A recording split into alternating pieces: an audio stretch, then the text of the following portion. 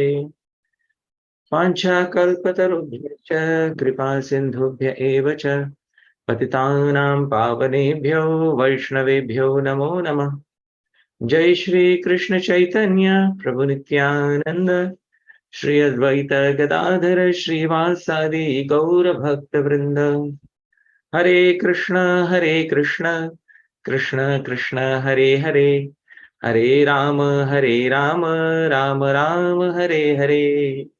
श्रील प्रभुपाद की जय, अनंत कोटि वैष्णव वृंद की जय, निताई गौर प्रेमानंदे, हरि हरि बोल। Thank you once again, dear devotees, for kindly being present here today. It's very nice to see all of you here.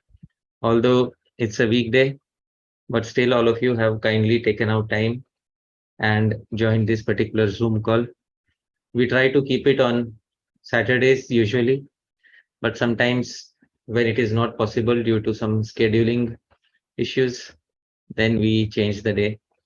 So today it's a weekday and we are continuing our series on Śrī-Upadeśāmṛtam of Srila Rupa Goswami Prabhupada, and we are studying Śrī-Upadeśāmṛtam in detail. Before we move ahead, we'll once again offer a prayer to Srila Rupa Goswami. Nirmathya bhakti pathodhim uddhritam bahuyatnatah upadeshamritam yena tam Shri Rupamupasmahe. Nirmathya bhakti pathodhim uddhritam bahuyatnatah Upadeshamritam yena tam Shri Rupamupasmahe. Shri Rupamupasmahe. We offer worship to Srila Rupa Goswami, by whom yena the ocean of Bhakti Pathodhim was churned, and the nectar of instruction, Upadeshamritam, was extracted, Udritam, with great effort, Bahuyatnata. So Srila Rupa Goswami, he kindly compiled the Bhakti Rasamrita Sindhu, which is the standard manual of Bhakti for almost all the Vaishnavas throughout the world. If there is one standard manual of Bhakti that is to be found, which discusses all varieties of Bhakti, then that is Bhakti Rasamrita Sindhu. And he extracted the essential principles, most essential principles from Bhakti Rasamrita Sindhu in Śrī-Upadeśāmṛtam for instructing Srila Jiva Goswami. And therefore, we have to see this essence of all the instructions. And we are in the second instruction, where Sri Rupa Goswami was instructing Sri Jiva Goswami about 6 activities that cause harm to one's bhakti. Atyaharah prayasascha prajalpo niyamagrah janasangascha laulyancha shadbhir bhaktir vinashyati. So bhakti is destroyed, vinashyati, by shadbhi, by these 6, namely atyahara, overeating or overconsumption; prayasah, over endeavor for non-devotional gain; prajalpah, fruitless talks; niyamagraha, neglecting or forcing rules. This is what we saw last time. Now we are on jana sangah, associating with worldly non-devotee individuals. And finally we'll have laulyam, fickleness of mind. So jana sangah is the 5th activity which causes harm to our bhakti. Actually, jana sangah is association of worldly individuals. We will see what is the meaning of the term jana, and sangha basically means association. So we will see what is the meaning of the term jana. The term jana can mean 2 things. Mainly jana means any human being is known as jana. Jayate, anyone who takes birth becomes known as jana. But jana specifically refers to pamara. Pamara means low class person. Now, why do I say this? Because the dictionaries, they give the various meanings of the term jana. The Medini Kosh dictionary specifies the various meanings that the term jana takes. It says, Jano loke mahar lokat paraloke cha pamare. These three meanings are there for the term jana. What is the first meaning? Loke. Common people are known as jana. So this is the first meaning. Second, mahar lokat paraloke. There is a planetary system above mahar loka. That is known as jana loka. So the term jana is also used for denoting that planetary system. Mahar lokat para means that planetary system which is para, above mahar loka. So this is the second meaning of jana. And pamare, and jana also means a low class person. So when Sri Rupa Goswami says jana sangah, basically Sri Rupa Goswami's main intention is to avoid association of someone who is pamara, who is low class in behavior and nature. That is the main indication. And also another meaning is avoid in general association of materialists. So both meanings are there. Now, sangha means close association. The term sangha is derived from the verbal root shanja. And the verbal root also means is in the context of sangha, in context of close association. So sangha basically means close association. And therefore, jana sangha means close association of, in general, materialists, and especially close association of palmerers, low class people. So this is the meaning of jana sangha according to grammar and dictionary point of view. First, we see the plain vanilla meaning from grammar and dictionary. Then we see what the commentators have to say about it. So before we move ahead, we have to understand that this is not the only place in the Upadeshamritam where Sri Rupa Goswami will instruct us to avoid association of low class people. Sri Rupa Goswami will also give us the same instruction again in the Upadeshamritam. Because right now in the second verse he is saying Jana Sangha, that worldly association harms bhakti. And in the next immediate verse he will say Sanga Tyagat, that avoiding worldly association benefits bhakti. So it's like, to give an example from this world, it's like saying, smoking harms your health and not smoking improves your health. Saying something like that. So could have just said once, Jana Sangha.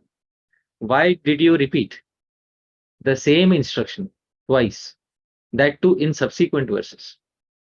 Because if the same instruction is repeated twice, that too in such a concise short work, then it has a tendency of becoming punar ukti dosh, fault of repetition. So is there a fault of repetition in Upadeshamritam that the same instruction is repeated twice in subsequent verses? So the answer is no. The reason for that is because repetition is desirable when we want to impress something upon the audience. Therefore, Srila Rupa Goswami especially wants to impress this thing twice upon his audience, that worldly association harms bhakti and avoiding worldly association benefits bhakti. Sometimes in a classroom, I remember in my childhood, the teacher used to say sometimes, tomorrow everyone has to be present. When it used to be sports day, so some students did not want to come because they were lazy in sports. So the teacher used to say, tomorrow everyone has to be present. Tomorrow nobody should remain absent. You should just say tomorrow everybody should remain present. So why did you say tomorrow nobody should remain absent? The reason is, tomorrow everyone should remain present so that they can derive the entire benefit of the event. And tomorrow nobody should remain absent, because if they remain absent, then there will be some negative reaction. This was the reason for repeating the same statement twice in two different ways. Similarly, If you perform worldly association, it will definitely harm your bhakti. And if you avoid worldly association, it will definitely benefit you in your bhakti. So, Srila Rupa Goswami instructing in this manner. So, I gave an example from the world outside, and there is a reason why such instructions are repeated. In the language of Nyaya Shastra, logic, it is called as Sthuna Nikhanana Nyaya. If you want to hammer a pillar in the ground, or nowadays we don't do that. A common example from today's world is we want to hammer a nail in the wall. So it's not enough to simply hammer it once. If you want to hammer a nail nicely in the wall, you will have to hammer multiple times. So Sthuna Nikhanana means hammering the nail or hammering the post multiple times in order to fix it nicely in the ground. Similarly, in order to drive the point nicely in the hearts of the audience, Srila Rupa Goswami is going to repeat the same instruction in a negative way in the next verse of Upadeshamritam. We see what the commentators have to say. The first commentator is Sri Radharaman Goswami from the Radharaman Parivar, and he has written a Sanskrit commentary on Śrī-Upadeśāmṛtam. So he says, he just quotes the 3 verses about jana sangah. He says, Sangaschaya samsriter hetuh. First verse from 3rd canto, 23rd chapter. Sangam na kuryat pramada sujatu. Another verse from 3rd canto, 31st chapter. Sangam na kuryat chosheshu. Another verse from 3rd canto, 31st chapter. All the verses from Sri Kapil Dev's teachings. He says, Ityadivihi sarvatraiva nishiddha. So jana sangha is completely forbidden. Sarvatraiva nishiddha. By statements such as, first, sangha chaya samsriter hetu. Association with worldly people is the cause of repeated material existence. Dear devotees, most of us find it very difficult to progress in our bhakti because we are held back by association of worldly people in the material world. So because of such people, in most cases, a person has to accept a birth again in this world. Second is sangam na kuryat pramadasu.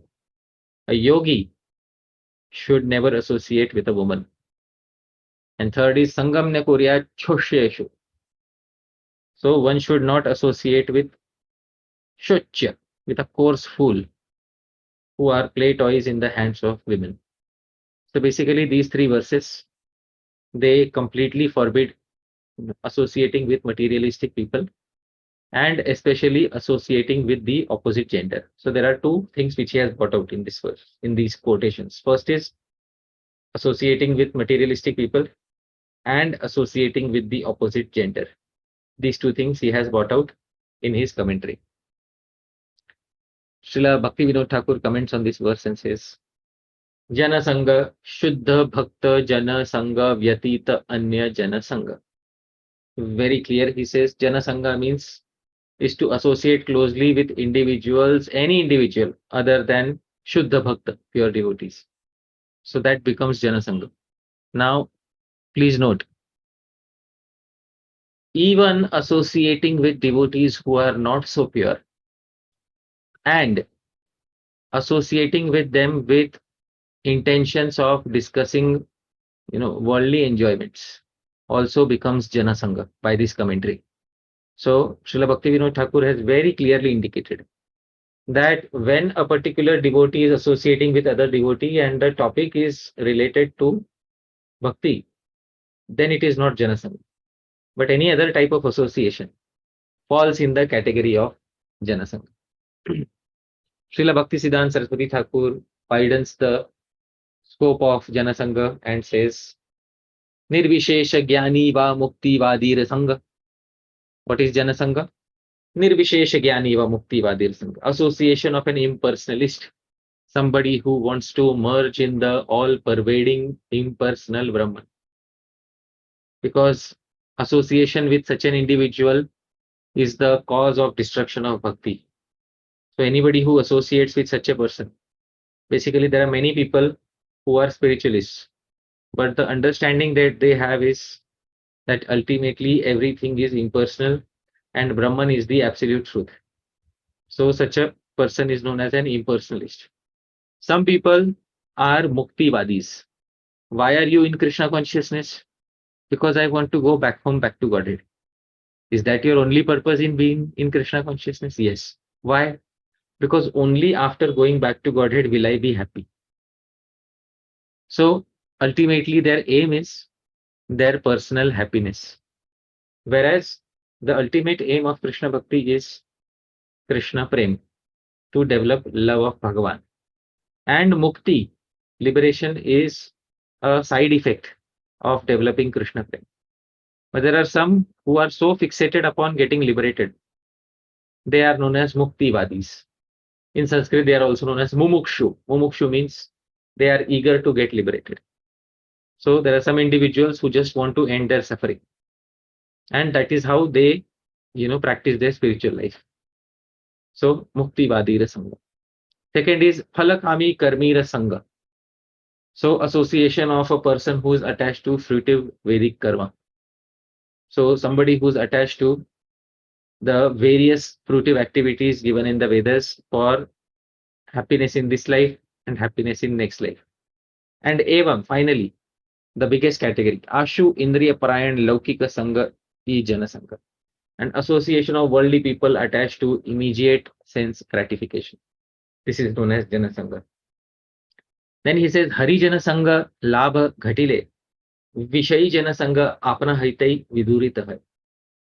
That on attaining association of devotees of Hari, all such Jana Sanga is automatically driven away. So when one attains association of the devotees of Bhagavan Shri Krishna, and by association I mean one who seeks it out, one who has the fire in their stomach of seeking out such association, because they are tired of associating with shallow people in the material world outside who have nothing better to offer. When somebody is completely exhausted with material life, at that time they try to find such a person who is a genuine sadhu. So therefore, on attaining association of devotees of Hari, all such Janasanga is automatically driven away. Now, we have to understand that so many of the things in our lives have been influenced by sangha or association. Most of us are products of the sangha, the association that we have had, not only in this life, but in all the previous lives. Some individuals, they take, even after coming in spiritual life, they make major decisions based on their sangha. Not only in spiritual life, in their worldly life, they take major decisions based on their sangha. Oh, my friend wants to become a police officer, I also want to become a police officer. My friend wants to have a big marriage ceremony, big wedding, lavish wedding ceremony, I want to have a lavish wedding ceremony. So many things are decided by sangha, the association that one keeps. This same tendency is carried forward in spiritual life. So in many cases, a person ends up even deciding their guru based on the sangha in which they are. So this my senior devotee whom I admire has taken initiation from this guru. So I will also take initiation from that guru. So sometimes even one decides who one's guru is going to be based on the association that one has. So dear devotees, sangha has a very deep impact on all of us. The various opinions that we hear of the devotees when we associate with them, and the impact that it has on us for so many years, is what has created our persona that we are today.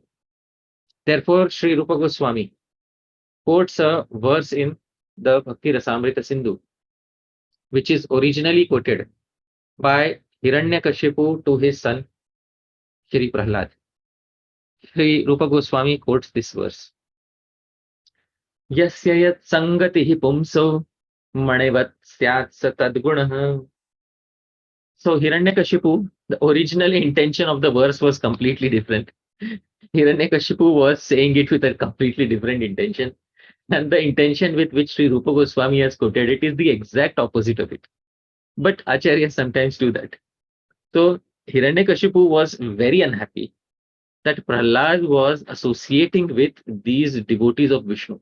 He was doing satsanga. And so Hiranyakashipu said to Prahlad, Yasya yat sangatihi pumso manivat syatsa tadgunaha. O Prahlad, a person takes upon the qualities of the individual he associates with exactly like a transparent crystal taking upon the color of the object next to it. So some of you might have seen, you can see here on the screen, a transparent crystal, it takes the color of the object which is next to it. Similarly, Hiranyakashipu is trying to tell Prahlad, because I think you are associating with some devotee of Vishnu. Therefore, in your character, the qualities of a devotee of Vishnu are reflecting. Prahlad, please note, this is not good for your family. Your family is anti-Vishnu. And for you to associate with the devotees of Vishnu is to do the exact opposite of what is desirable. So this was the intention with which Hiranyakashipu was telling Prahlad Maharaj. Sri Rupa Goswami flips the purpose in the Bhakti Rasamrit Sindhu, and he says that similarly, just as you take on the qualities of good people when you associate with them, therefore it is also possible to take on the qualities of uh, worldly people when we associate with such people.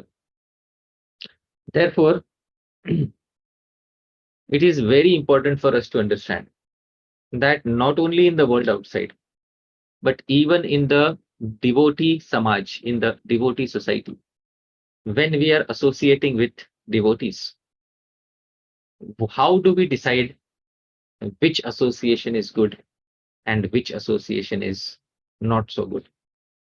Like, so, Dhāmeśvara Prabhu, there is a devotee who has been coming in my temple for 10 years.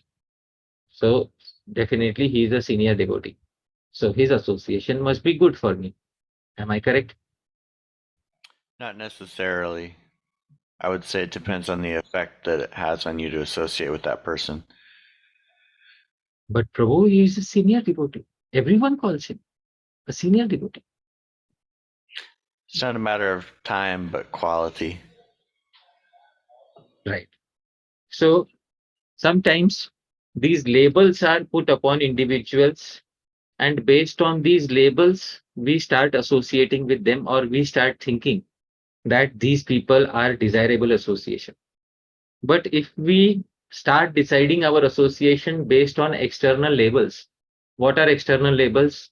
First, this person has spent so many years in the movement.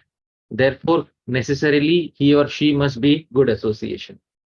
Second, this person is in this particular ashram. Therefore, he must be definitely good association. So, by deciding on such external factors, sometimes we make the incorrect decision. After a few years, then we realize, oh, this person was not such a good devotee after all. Because the yardstick that we used to measure good and bad association was not a proper yardstick. Srila Prabhupada used to say, Phale na parichiyate. We can understand by what result we attain. And you don't need to associate with them for 10, 20 years in order to find out. If you want to find out, if the rice has been cooked or not, so you don't need to, check every grain of rice. And check only a few grains of rice, and you will find out that whether the rice is cooked or not cooked. Similarly, in a few interactions with a person, we will be able to understand. Sri Vyasadeva gives the authoritative yardstick for judging what is good and bad sangha in the Mahabharata. Sri Vyasadeva very clearly says, Buddhischa hiyate pumsam nichai sahasamagamat madhyair madhyamatam yati Shreshtatam yati chottamai buddhischa hiyate pumsam nichai sah samagamat. A person's intelligence suffers degradation by associating with low class people. So by associating with some people, if we return back home with a disturbed mind, and this happens not once, but on multiple occasions, then we understand that this person is nicha in association, which means low class in association. Secondly, madhyair madhyamatam yati. And if we associate with average people, then our intelligence will also always remain average. And shreshtatam yati chottamai. And if we associate with somebody who's really great and senior, then it will show in our consciousness, because every time we meet this person, our consciousness will be revolutionized in the positive direction. So dear devotees, this is the yardstick. Now many devotees whom we have met. Now we can try to think of devotees whom we have met, and which devotee, what feeling does every devotee give to us. So please think of some devotees in your mind whom you meet regularly, and what feelings and how do they, what feelings do they give in your mind after they leave you? Do they elevate your consciousness, or do they make you feel where you were, or do they make you feel degraded? So based on this, we can decide what sort of sangha is good for us and what sort of sangha is bad for us. But somebody may say, but that devotee has spent 15 years in their Krishna Bhakti. Why are you saying that his or her association is bad for me? Yes, sometimes even person one may be very good, person two may be very good, but associating with each other, they may not be so good. Please try to understand. Sometimes, a man may be very good devotee and a lady may be a very good devotee, but when they get married together, they may be incompatible with each other. Similarly, there may be two devotees who are very nice in their bhajan, respective bhajan, but together, when they come together, their thoughts don't match. So therefore, Srila Rupa Goswami is going to say ahead that you have to find devotees with whom your thought process matches, who are like-minded. I'll be quoting that verse later. But we have to see the after effects of the association that we have had with a particular individual. And if we feel nice and elevated in our spiritual consciousness, if we feel closer to Bhagwan Shri Krishna, Bhagwan's name, Bhagwan's qualities, Bhagwan's pastimes, so then we can definitely take a decision this person is good association. Otherwise, we have to take a careful decision whether we want to associate with a certain individual or not. Srila Bhaktivinode Thakura says that devotees have to be careful. Even in the society of devotees, there are many individuals who bring their baggage from outside. And please try to understand that there may be various types of degrading jana, sangah, even in the society of devotees. Which are the degrading jana, sangah? First, the atheist. The atheist is bad. Sometimes such people are devotees. Externally they are devotees.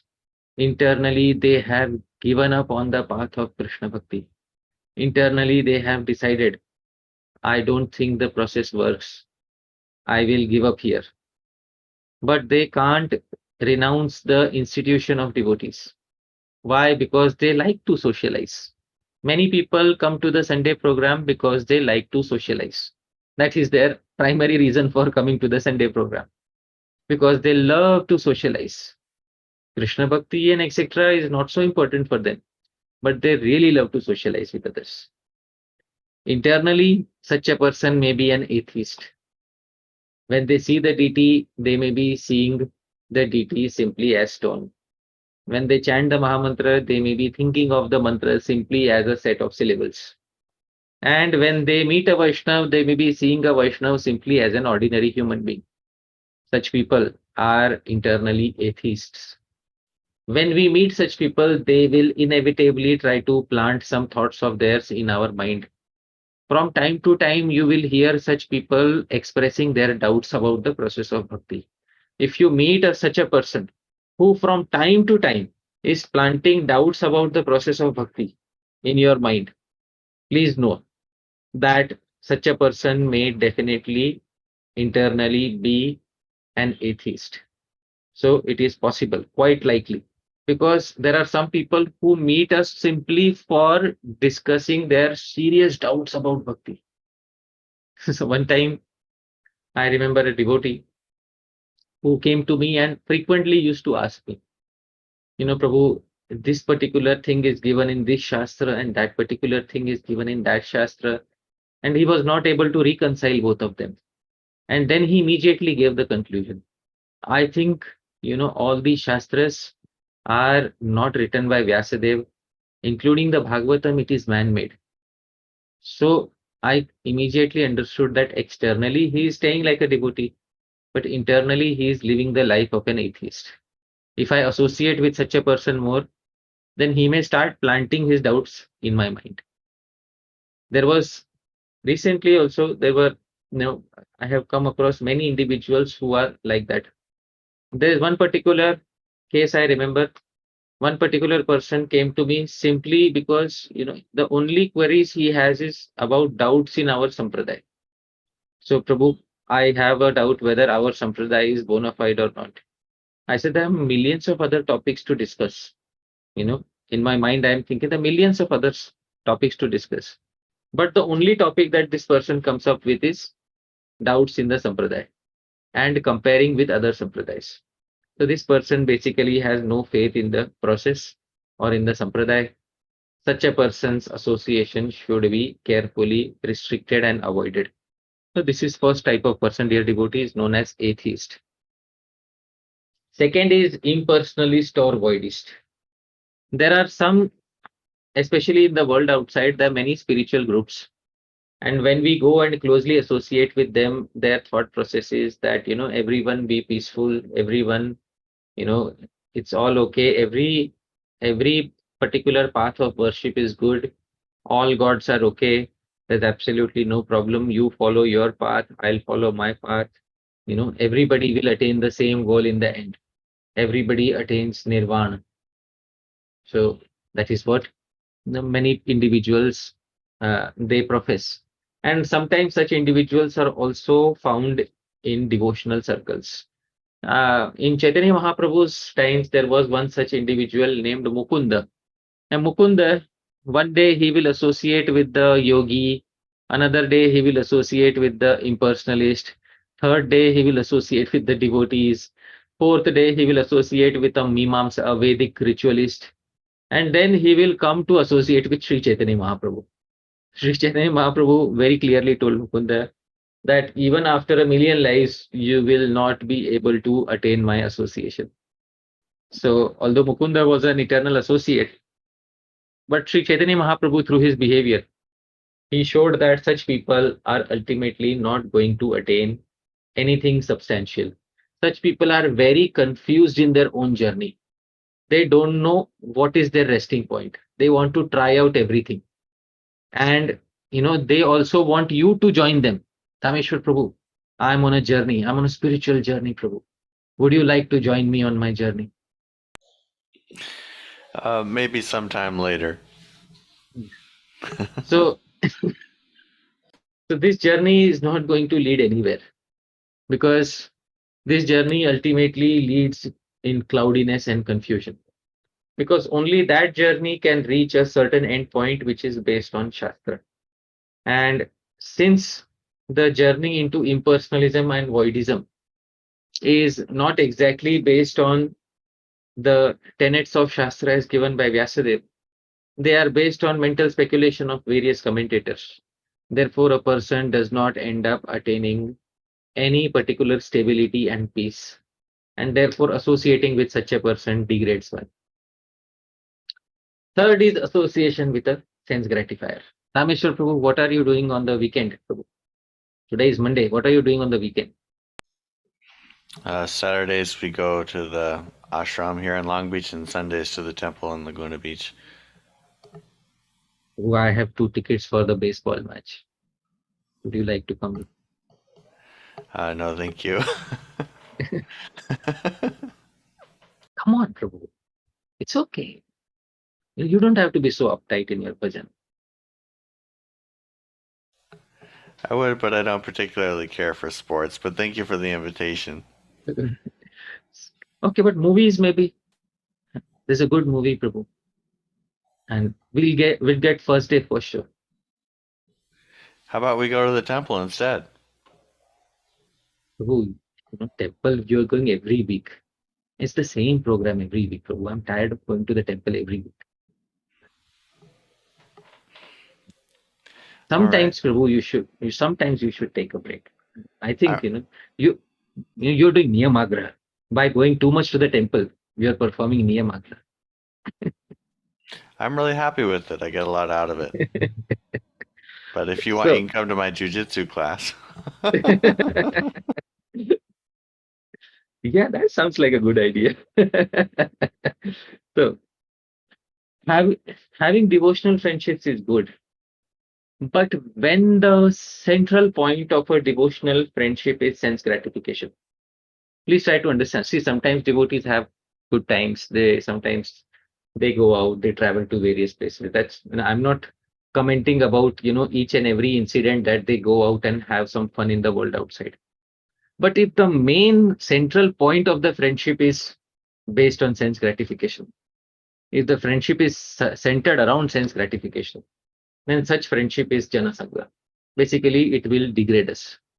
And not only such friendship, basically any mutual friend also, if we associate, but not only direct association with a sense gratifier, but association with the mutual friend of a sense gratifier.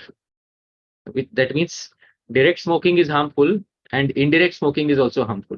Similarly, direct association with a sense gratifier is harmful and indirect association with the sense gratifier, that means associating with the associate of a sense gratifier, is also harmful. So both these basically make our bhakti very shithil. Shithil means very loose, because we are unable to find any good taste in our bhajan. And because of being unable to find good taste in our bhajan, we end up in the lowest common denominator, that is associating with sense gratifiers. Fifth is very attractive opposite gender besides one spouse. And this often happens in the world outside, and sometimes it happens also in the community of devotees. That a person, in the name of seva, a person starts associating with the opposite gender and starts taking pleasure in such association. Now, this is very disastrous, because especially if that person is not one's spouse, then one may get pleasure out of such association, and one may start thinking that this pleasure is actually the pleasure of performing Krishna seva, when in fact it is the pleasure of associating with the opposite gender. And therefore, such association is definitely jana sangha. Such association, if it is not performed with one spouse, then it can definitely lead to uh, degradation. So any association besides any close association besides the association of one spouse can potentially become jana sangha. When a husband and wife are married, Srila Bhaktivinode Thakura says about this, that there is no harm in them speaking to each other or even touching each other. There is no harm in that, basically, because they are married to each other according to Vedic rules, and both of them have been given adhikar. Adhikar means they have been given the right to be in close association of each other. Therefore, a grihastha is called as adhikari. Adhikari means he has certain rights which the other ashrams don't have. So, one right that a grihastha couple has is to speak closely to each other, or sometimes to even touch each other. But this should never be done with someone who is not one's spouse. So, dear devotees, this should be taken care of. Many times, the biggest mistakes occur because we were careless in this particular regard. One good strategy to follow in this regard is that if we are present in a particular place with a person of the opposite gender and there is nobody else around, then it is better to not be present in that place. it is best to be not present in such a place. Shastra has very clear directions that one should avoid solitary company of the opposite gender. By doing this, one becomes a sadhu. One demonstrates the behavior of a sadhu. And by demonstrating the behavior of a sadhu, one is able to execute spiritual life very nice. So, dear devotees, this is one type of jana sangha. What to speak of flirting with the opposite gender? Some people think that cracking jokes with this particular Mataji, cracking jokes with this particular Prabhu, going on casual long walks on the beach with this particular Mataji or this particular Prabhu, and it's only platonic. It nothing serious. But it very quickly turns serious because it's the nature of the material world. It is the default nature of the material world. So, and especially if somebody is married, it causes great strain to the other person, to our spouse. Basically, if we associate closely with the opposite gender, and if our spouse knows that my husband or my wife is associating closely with this particular person, and we tell them, no, it's nothing serious, it's just casual. So we put them every moment in anxiety, and it is such a great anxiety that we have no idea of what sort of anxiety we are putting our spouse in. Dear devotees, therefore I am saying with utmost seriousness that in order to set a good example within the marriage, it is important that we should have some ideal code of conduct. And what is that ideal code of conduct? I said the ideal is to not stay in the same place, in a solitary place, with a person of the opposite gender who is not our spouse. This is the ideal behavior of a sadhu, dear devotees. So if it is possible to follow the ideal behavior, our sadhu life will greatly be enhanced. And dear devotees, if it is unavoidable that we have to stay in one place with one particular devotee who is of the opposite gender, then it is best to have minimum or no interaction, because we know we are in a vulnerable position at that point of time. We are in a vulnerable position. So, dear devotees, we should be very careful. Next is one who pretends to be religious. Now, there are many ways of pretending to be religious. Some of the ways of pretending to be religious is to be situated, to wear specific symbols of devotion. For example, if I wear seven heavy kanthi malas, and come in front of Dhāmeśvara Prabhu, and Dhāmeśvara Prabhu will say, wow, he looks like a senior devotee. And then I say, Prabhu, every mala I put for one Govardhan Parikrama that I did. So the number of times that I have done complete Govardhan Dandvat Govardhan Parikrama, those many malas I have around my neck. And I use this as a means to propagate irreligion, as a means to propagate my own selfishness in the society of devotees. So that person, Srila Bhaktivinode Thakura calls Dharma Dhvaji, one who is showing the false flag of religiosity. That person is called as Dharma Dhvaji. Sometimes when two armies are fighting, and then one of the armies, they show a flag of surrender, white colored flag. And then when the enemy thinks that they have surrendered, and when the enemy approaches, they attack again in order to kill them. So that is called as, Dhvaji, somebody who shows a false symbol. Similarly, Dharma Dhvaji, one who shows a false symbol of religiosity in order to cheat people, is known as a Dharma Dhvaji, also known as a pa-khandi, a person who cheats others in the name of religion.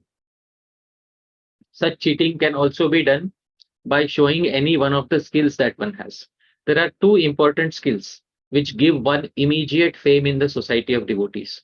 What are those two skills? First, singing. Second, speaking. These two are skills which give one immediate popularity in the society of devotees. Therefore, you see, some of the most well-known people in the society of devotees are, first, people who sing nicely. Second, people who speak nicely. These two types of people are some of the most prestigious people in all religious circles amongst all religions in the world. But such a person may use these things in order to achieve their selfish interests and sense gratification and mislead the people. Sometimes people use such external symbols to make a cult of themselves, to make followers of themselves. And just because I have so many number of followers, therefore I must be great. Therefore, I must definitely be great. So, such people pretend to be religious, but what they are doing is, in fact, a disservice to the cause of dharma. Actually, the biggest service to the cause of dharma is to bring a person in close contact with sadhu, guru, and shastra and Bhagavan. And this is the job of a bona fide teacher of religion, to bring the candidate in close contact with Bhagavan. In fact, sometimes what many people do is they bring a candidate close to themselves, but they are unable to bring the candidate close to Bhagavan. They are unable to do that. They are unable to make their follower truly Krishna conscious. And therefore, their seniority sometimes is based only on the number of years that they have spent being a devotee. Dear devotees, we should be a little careful in this regard. Just because there is a big show going on somewhere, it doesn't necessarily mean that there is seniority and advancement there. The good things are always rare. Please remember this thing. Right hand rule. Good things are always rare. The moment a good thing becomes widespread, it becomes diluted. In most cases, the moment a good thing becomes widespread, it becomes very diluted in nature. Therefore, if you see that there is, if a particular devotee has a good talent, sometimes a particular person, a devotee had a very good talent. One devotee was a very good artist, and that devotee, he was approached by another devotee, and that another devotee said, I will sponsor your art, I will put money into it, we'll make a big art studio in your name. So he came to me and said, no, I'm good at art and I love painting, and this another devotee is willing to put a lot of money to start a business. So I told him one thing, see, the nature of industrial revolution is this, that if there is something good, put lots of money into it and mass produce it. This is the nature of industrial revolution. If anything is good, the first thing you can do is put lots of money into it, into mass producing it. But the thing is, as soon as you put a lot of money into something, you are inevitably diluting the quality, because that person is not going to pursue it any longer as a hobby. Now it will become a business for them. So one of the disservices that can be done to a talented person is to give them lots of money. So, dear devotees, it is therefore so many things are there, so many types of dharma dhwajis are there in the society of devotees. We have to be a little careful. And finally, low class people outside varnashram. Sometimes you will hear some people saying, these devotees, they are all hypocrites. The karmis are much better outside. You might have heard sometimes, some people expressing this opinion. Better than devotees are karmis outside. At least they are honest. Isn't it true, Dhāmeśvara Prabhu? At least they are honest about their sense gratification. I've Right? definitely heard that. Yeah. They don't pretend like, these devotees, externally they are chanting Harinam and internally they are, doing all this sense gratification. They're honest. We want this enjoyment and we will get this enjoyment. So better to associate with such people. And why associate with people who are hypocritical? And on this pretext, people go and associate with low class people outside. Basically, they are honest about their sense gratification, but that sense gratification comes at a price of slaughtering animals, degrading themselves by drinking, intoxication, and so many other, exploiting the planet in so many different ways. So such low class people who are outside Varnashram, who are habituated to eating in an unclean manner, drinking in an unclean manner, staying in an unclean manner, such people are definitely jana sangha, no matter how honest they might appear outside. So, dear devotees, these are the types of degrading jana sangha that Srila Bhaktivinode Thakur has listed for us. Now, especially amongst these, devotees should understand that sense gratification, association with a sense gratifier, is going to be a very, very degrading thing for a devotee. If in the devotee society we are associating with somebody who is primarily a sense gratifier, if our friendship with them is based on the principle of sense gratification primarily, then it is going to be a big hurdle on the path of bhajan.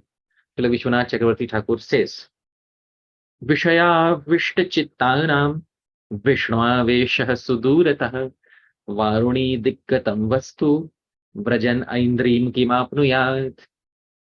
Vishaya-vishta-chittanam Vishnu aveshah suduratah. Absorption in thoughts of Vishnu is far away from those whose hearts are absorbed in sense gratification.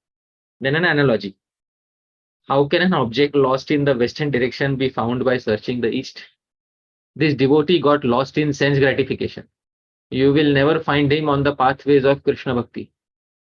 Because how can an object lost in the western direction be found in the eastern direction? You will not find that object in the east.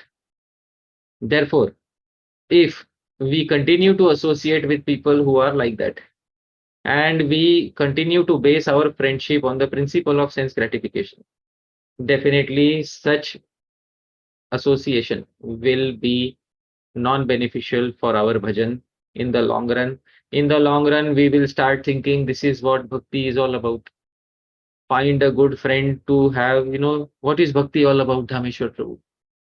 Find a good companion who can, go to the temples on one Saturday and go to the baseball match the next Saturday.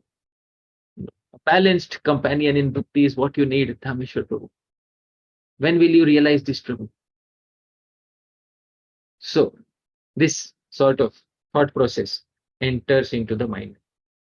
And then, for such a person, they are unable to relish bhakti ras. So, it's not that Rupa Goswami is against our sense gratification. Once again, I'd like to clarify. Rupa Goswami doesn't have an allergy from other people's sense gratification.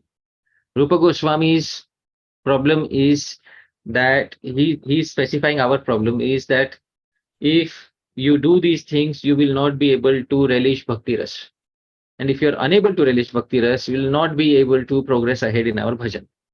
That is the problem that Sri Rupa Goswami is pointing out. So, next, this is very serious association with the opposite gender. The grihastha should especially take care. If a grihastha associates with the opposite gender, they are first and foremost clearly violating the rules of the grihastha ashram, clearly violating brahmacharya. When we were discussing brahmacharya for grihasthas, so we specifically, it was mentioned that a grihastha should closely associate, he is allowed to closely associate, joke with, and Bhaktivinoda Thakur says even touch one's own spouse. But this sort of association is not allowed with somebody else's spouse, because that opens the immediate door to degradation for a grihastha. And for a renunciate, the rules are even more strict, because a renunciate gets a lot of facilities from the society. A renunciate gets first free food, second a nice place to stay, without having to pay any rents. Third, the society takes care of all the other requirements that they have. Fourth, the society gives them a lot of respect. All these things the renunciate gets from the society. In turn, what does the society expect from the renunciate? That you live a life which is above our standard of life and set a good example for us. This is all that is expected from the renunciate. And let's say if you can't live that life, then be honest and live like us and take charge of a family. So therefore, the Srimad Bhagavatam, Sri Vyasadeva says something specifically about a renunciate. Padapi yuvatim bhikshur nasprishe daravimapi sprishankariva badhyeta karanya anga sangatah. A saintly person should never touch a young girl. In fact, he should not even let his foot touch a wooden doll in the shape of a woman. By bodily contact with a woman, he will surely be captured by illusion, just as the elephant is captured by the she-elephant due to his desire to touch her body. It's very clear, right here in black and white, it is given here. So, dear devotees, there is no casual association. Oh, it was casual. Oh, platonic. Oh, we were friends. Sorry. What is given in the Shastra is given for our benefit. Sri Vyasadeva saw the entire Srimad Bhagavatam in Samadhi. His Samadhi has far greater value than any of our so-called conceptions of, oh, it is casual, oh, it is platonic, oh, we are just friends. This is what is seen in the Samadhi of Vyasadeva, dear devotees. Therefore, what Sri Vyasadeva says, accept it as it is without putting ifs or buts in between. If we are able to accept it as it is, then we have Shastriya Shraddha. We have good Shraddha, good faith in Shastra. In principle, we should agree. If we are honest, we will agree that associating with the opposite gender, that too flirting with them, is problematic. And therefore, it should not be done. And especially devotees who are senior in the movement, devotees who are grihasthas and senior devotees who are renunciates and senior, they should especially take care of this. Other devotees watch us. Therefore, we should be careful. Next, associating with the dharma dhvaji, a person who makes a big show externally, but when you start closely associating with them, you come to know that this person has no substance whatsoever. Basically, it was all a sham. So for a few years, you continue with them, associating with them, and you feel good, feel good. We're doing big things in bhakti. We're doing big things in bhakti. After a few years, you start thinking, but uh, what about my progress? What about my own advancement in bhakti? So a person creates a cult around himself, and everybody starts worshipping that person. But the end result should be that the person should connect their followers to Krishna. But this person doesn't connect his followers to Krishna. Instead, the worshippers all the people spend time in worshipping only him, and he doesn't connect them to Bhagavan. So such a person becomes a show bottle spiritualist. Prabhupada used to use the term show bottle. What is the meaning of show bottle? So Prabhupada, because he was in the chemist business line before he took sannyas.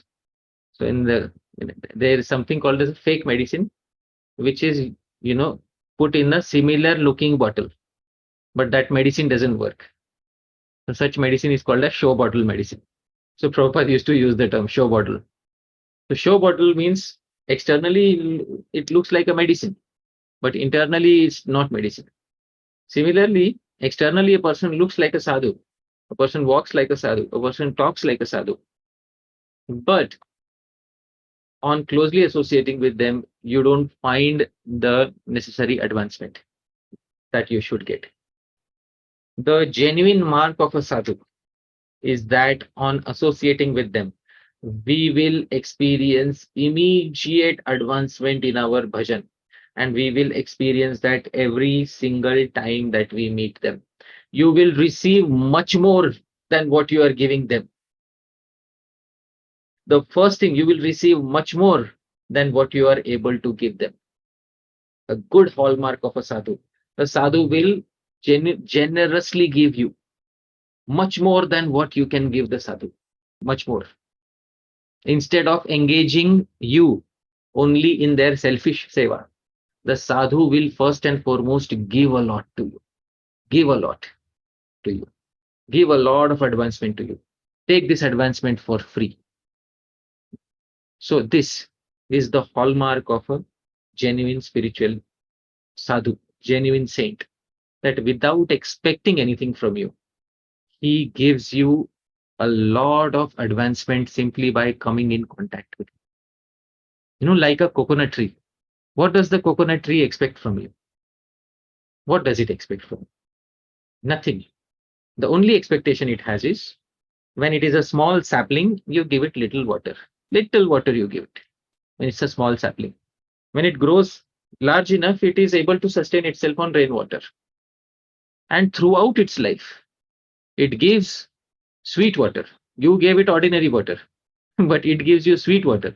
It carries heavy loads of coconut on its head throughout its life. That is a sadhu. Dear devotees, that is the nature of a sadhu. The nature of a sadhu is they will give much more back to the society than what they get.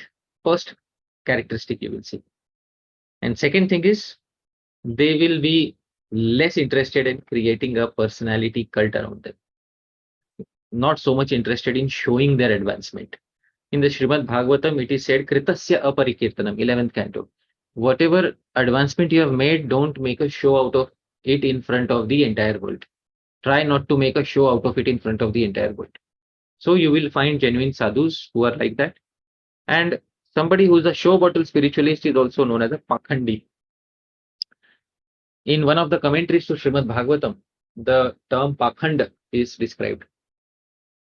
Palana chaiva sarvesham pa-shabdena traimata tam khandayati moharya sa pa-khandah prakirtitah. Palana chaiva sarvesham pa-shabdena traimata. The term pa denotes the three Vedas, because Palanat, they protect everyone. The three Vedas protect everyone's spiritual life. But Khandayati, one who hurts these three Vedas. Pa means three Vedas. Khandayati, one who hurts the cause of the three Vedas, the purpose of the three Vedas, because of his own illusion, is known as pa-khanda, a person who is a show bottle spiritualist who is harming the cause of the Vedas. The cause of the Vedas is Sarve Bhavantu Sukhinah. Let everybody become happy. Not only one person who is receiving all the worship. Let everybody become happy. Sarve Santu Niramaya. Let everybody be cured of all diseases. Sarve Bhadrani Pashyantu. Let everybody see good everywhere in the world. Ma Kaschit Dukha Bhag Bhavet. And let nobody suffer in the world. That is the vision of a broad-minded Mahatma who bestows benefit upon others. So dear devotees, we should be careful that we should avoid falling in the trap of a show bottle spiritualist, because in the association of such a show bottle spiritualist, we will spend many years and then end up disenchanted, not only with that so-called spiritualist. Sometimes people give up the path of bhajan altogether. So it's a very serious subject matter. Therefore, there is a very important message. Most of us have heard the pastime of Talavan. Talavan is in 10th canto, where Sri Krishna and Balaram, they go to the Tal forest. And the Tal forest, there is one particular demon staying. Dhāmeśvara Prabhu, what is the name of the demon who stays in Talavan? The donkey demon. Yes. What's he called? Dhenuka. Yeah. So donkey, very nice. So in Sanskrit literature, there is a term, for a ruffian, which is khala. Khala means ruffian. So this donkey, he was a ruffian. This Dhenukasur was a ruffian. He was staying near these palm trees. You can see these palm trees. And this donkey was a khala. He was a ruffian. In Sanskrit grammar, the syllable la is replaceable by ra. So khala also means khara. You can also say khara. Khara also means ruffian. But khara also means donkey in Sanskrit. So Sri Balram, he entered Talvan. First, all the boys requested Balram, please bring down these fruits. We are afraid of that khara, that donkey, or khala, basically that ruffian. And please bring down these fruits for us. So Sri Balram entered and vigorously shook the tree and brought down all the tal fruits. At that time, the trees all fell down because the Dhenukasura came running.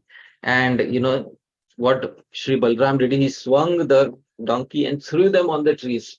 As soon as the khara, the donkey, was thrown on the trees all fell down like dominoes. They all fell down like dominoes. It was the first domino effect in the history of trees that was seen, recorded in Shastra, dear devotees. So at this point of time, the devotee commentator, Sri Harisuri, he says very important lesson to learn. This lesson is connected to our today's topic. He composes a very nice verse. This verse is in the meter Shardula Vikriditam, same tune as Shad Goswami Ashtakam. Shitoshnaदिसहिष्णवोऽप्यविरतं Vishnu padalambino रण्यस्थाश्च मातपस्थितिजुषो येकाग्र्यगा Bhumija जाताश्चेत्खलसङ्गिनो विधिवशात् भ्रश्यत्फलास्युक्षणात् एवं तालफलाभिपातनमिषात् आवोधिरामेण किम्. Dāmeśvara Prabhu, I'll ask you a few questions. Okay. Shitoshnadi Sahishnavo. Shita Ushna. Look at these palm trees. Do they not tolerate heat and cold? They certainly do. Yes. Aviratam Vishnoho Padalambino. They constantly are looking, they're constantly heading upwards in the direction of Vishnu Pada. What is the meaning of Vishnu Pada? Vishnu Pada means where Lord Vaman's foot went in the sky. So are they not constantly pointing towards Vishnu Pada, that is the sky? Yes. All right. Coincidentally, they are. Yes. Aranyasthas. They are situated in the forest, Prabhu. Yes or no? Yes. And Mahatapasthiti. Yes, they are. And they are executing immense austerities in the forest. Do you agree? Yeah, they are. Ekagrega. And they are, they are firmly rooted in the ground. Bhumija. Yes? Yes. But jatas ched khalasangino. As soon as they came in contact with khara, donkey, brashyat phalam, immediately all the fruits fell down. Do you agree? Yes. So, dear Prabhu, similarly, there may be a yogi in the forest who is performing Ashtanga Yoga. Shitoshnadi Sahishnavo. Do the yogis in the forest not tolerate heat and cold? Yes, they do. Aviratam Vishnu Padalambino. Are they not aiming for attaining Vishnu Pada, the abode of Lord Vishnu? In general, they are. Yeah. Aranyasthas, they are in the forest, Prabhu. Mahatapasthiti Jisho, they are executing great austerities, those yogis. Ekagrega Bhumija, with one foot firmly stuck in the ground. Are they not executing austerities, Prabhu? It's true. But Jatas Ched Khala Sangino. But if they come in association with a Khala, a ruffian, then what happens? Brashyat Phala, immediately all the fruits of their austerities fall down, dear Prabhu. This is the message that Sri Balram wanted to give indirectly when he made all the fruits of the tal tree along with the tal tree fall on the ground. This is the message of Sri Harisuri in Sri Bhakti Rasayanam. Here is the translation. There is a lot of similarity between these tal trees and yogis aspiring for perfection. Both of them constantly tolerate heat, cold, and other harsh conditions. They both aspire to touch Vishnu Pada. One meaning of Vishnu Pada is where Lord Vaman's foot went, that is the sky, and where another meaning is Vishnu's abode, that is Vishnu's lotus feet. They are both situated in the forest. They both experience immense austerities. They both are fixed in one place on the earth. However, if the tal trees come in physical contact with a khala, here Sri Harisuri means khara, donkey, they lose all their fruits. Similarly, when yogis come in contact with khalas, ruffians, when they engage in jana, sangah, they also immediately lose all the fruits of their realization. This is the hidden indication that Sri Balram gave when he made the tal fruits fall on the ground. So dear devotee, is very important to understand that if we associate with colors, then it is like the tal trees associating with the khara, the donkeys, and it has the capacity to destroy our fruits of realization. So what is the solution? The solution was given by Srila Bhaktisiddhant Saraswati Thakura, that if we genuinely are able to find a sadhu who on each and every occasion that we meet them elevates us, who revolutionizes our consciousness, and who always impels us to progress ahead in our Krishna bhajan, then such a sadhu's association will immediately conquer all such negative association. Sri Rupa Goswami therefore gives the solution in Bhakti Rasamrit Sindhu. He says one of the limbs of bhakti, Sajatiya shaye snigdhe sadhau sangah swato vare. He says, how should our association be? Our association should not simply be based on some external calculation, that how many years this person has spent in bhajan, how many years this person is a devotee. Those calculations are good, but how to understand whom to associate with? Sri Rupa Goswami says, we should perform association of sadhus who are first, sajatiyah, similar in our devotional mode. For example, if I wish to attain Goloka Vrindavan in a specific mood, then I should associate with sadhus who wish to attain Goloka Vrindavan in that specific mood. So this is called as Sajatiya association. Second, Snigdha. Such sadhus should be affectionate towards oneself. They should not be harsh towards oneself. Third, Swato Vare. That is, they should be more advanced than oneself. They should be having realizations that one does not currently have. Therefore, they should be more advanced than oneself. If these three conditions are satisfied, then one should freely associate with such sadhus. So, Sajatiya, similar in devotional mood, Snigdha, affectionate towards oneself, and also one's Guru Parampara. So, such sadhu should be affectionate towards oneself and one's Guru Janas. And Swato Varha, they should be more advanced than oneself. So this is the type of sadhu we should try to find. Now somebody may say it's very difficult to find such a sadhu. Of course it is very difficult. Of course, good things are rare, and we have become lazy in the age of industrialization. We want things to be delivered to our home, prime delivery. So a sadhu can't be delivered to our home, one day delivery. It is not possible to buy a sadhu from a supermarket, dear devotees. A sadhu has to be searched out. And sometimes we have to cry for associating with such a sadhu. We have to show that there is really a fire burning within our stomach for attaining the association of such a sadhu. And we may meet such a sadhu. And sometimes we meet with our load of expectations with them. I am a sincere devotee. I want to meet with a sadhu. Achha, which type of sadhu do you want to meet? What is your ideal sadhu? So, my ideal sadhu, first, he should be a pure devotee. I'll tell you my list. He should be a pure devotee. Second, he should have all the time in the world for me. Third, he should make me his favorite disciple. Fourth, he should solve all my doubts. All this. And what are you willing to do in return? I will associate with him. I'll be with him. So many things we expect from the sadhu. So many things we have in our list of what do we want from a sadhu. And what are we going to do for the sadhu? We will simply, suck all the good association from them and give nothing to them. Give absolutely nothing to them. All good relationships are based on dadati pratigrihnati. That if you receive something in gratitude, you give something. Later, when we discuss that verse, dadati pratigrihnati, there is a reciprocal relationship. So even when we may have so many high criteria for our choicest sadhu.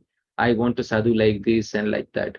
But if I am the lousiest follower that sadhu can get, then it means that I have to seriously work on myself.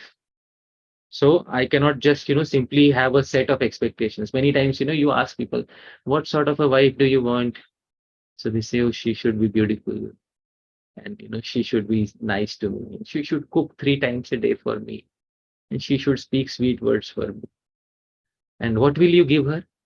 Myself? And what more does she need? And you myself? Isn't it true, Dāmeśvara true? Isn't she lucky to have me? Yeah. So, Yeah, I think I've definitely had this fault with devotees and even my own spiritual master of thinking it's just all about me and not giving anything in return, but just expecting the world. so if we find such a sadhu, such a sadhu is not simply to be, what many people do is they find such sadhus, and then what they do is they hide such sadhus from other people. They keep that sadhu for them, their own selfishly. So, dear devotees, a sadhu like that is meant for the benefit of the entire world. They are not meant to become the private property of one or two individuals. A sadhu like that is meant, the best thing that we can do for such a sadhu is to facilitate them in their seva and keep them free so that they can, speak their quality realizations to as many genuine candidates and seekers as possible. As many can be benefited as possible. So, dear devotees, Sajatiya Snigdha Svatovara Sadhu Sangha. So this is what is required in our spiritual lives. This is Jana Sangaha. What is Jana Sangaha? How to avoid Jana Sangaha? And what is the solution, ultimate solution I have specified here. Once again, I'll very quickly summarize. Jana basically means two things. First is any common worldly person is also known as Jana, and a palmer, a low class person is also known as Jana. This is given in the Medini Kosh.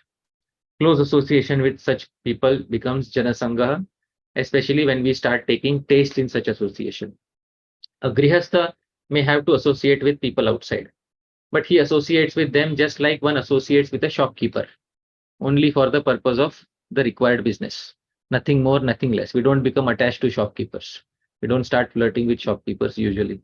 So this is how we associate with other people if we are serious in our bhajan.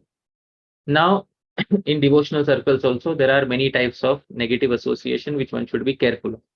Some people are closet atheists, some people are impersonalists, some people are attached to sense gratification, watching baseball matches on the weekend, or watching movies on every weekend, and the friendship becomes centered only around that. And then some people are attached to flirting with the opposite gender. That's a big disaster. And especially when that happens, with people who are seniors. And then there are some people who are dharmadhvajis, interested in showing that I am a big follower of religion and creating a big show, which in the end is nothing but a damn squib. So, dear devotees, all these things, all these types of people are Jana Sangaha. We should avoid them, but the solution is not simply avoiding the negatives. The solution is finding one sadhu to whom we can give 100% of our capabilities, because we know that this particular sadhu is giving 100% of his capabilities to us. So, dear devotees, with this, I'll pause here. Yadatra skhalitam kinchit vidvam sah purayantu tat. Yadatra saushthavam kinchit tad guroreva me nahi. Yadatra skhalitam kinchit. If there's any mistakes in what I spoke, vidvam sah, you're all kind and learned devotees, purayantu tat. You please correct any mistakes. But yadatra saushthavam kinchit. If there's anything nice in the talk, please remember tad guroreva. It belongs to my Gurujanas. Who are my Gurujanas? My Diksha Guru, Sri Srimad Radha Govindadas Goswami Maharaj, my Shiksha Guru, all the disciples of Srila Prabhupada, all the God brothers of Srila Prabhupada, all the Gaudiya Vaishnavas in the past, present, and future, including all of you, dear devotees. You are also my Shiksha Gurus, each and every one of you.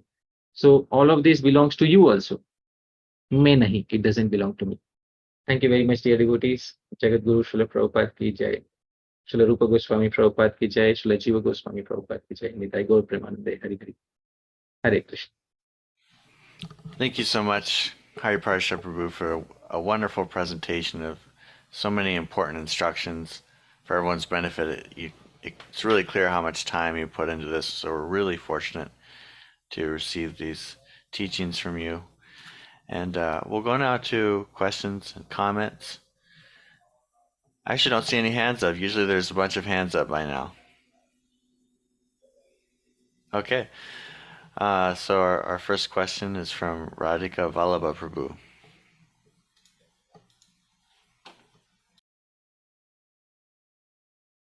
We'll ask him to unmute.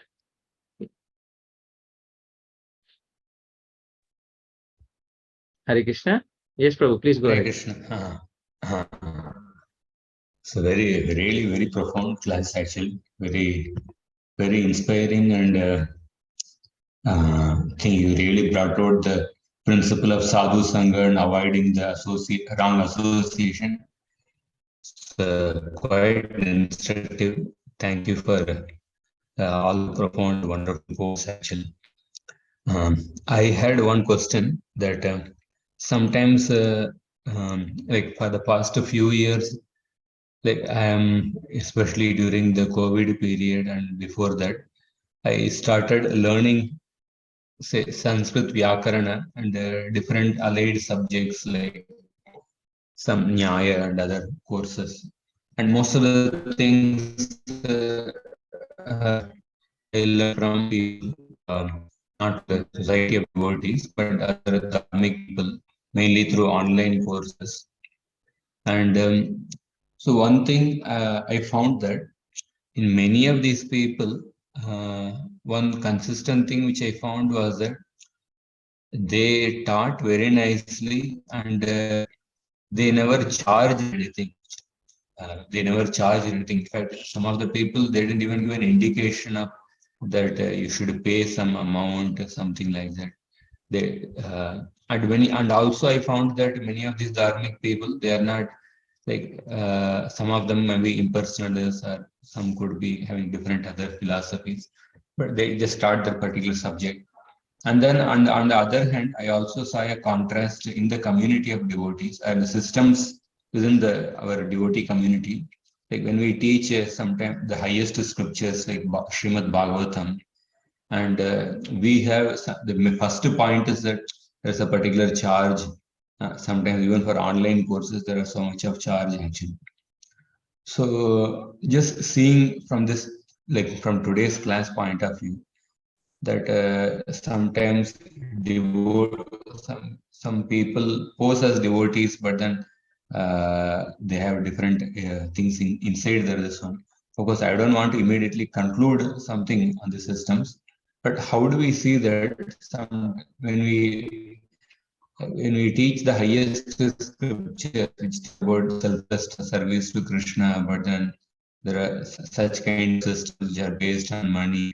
On the other hand, there are it's like maybe impersonalists or Advaitwadis, and but when they run the education courses, they absolutely run it free of charges actually, and these good qualities were seen.